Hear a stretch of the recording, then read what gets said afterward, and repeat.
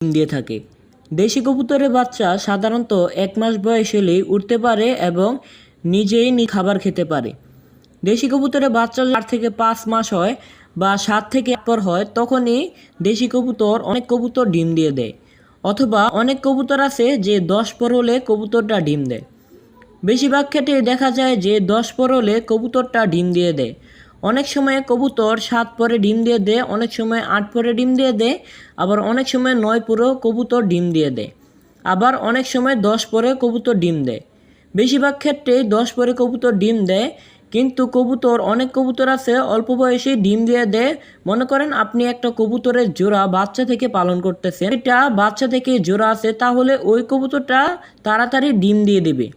আর যদি মনে করেন আপনি একটা মাদি কবুতর বা নর কবুতর পালন করতেছেন, মনে করেন একটা মাদি কবুতর আপনি পালন করতেছেন, ওইটা বড় করলেন, ওইটা 7 থেকে 8 পর হয়ে গেছে,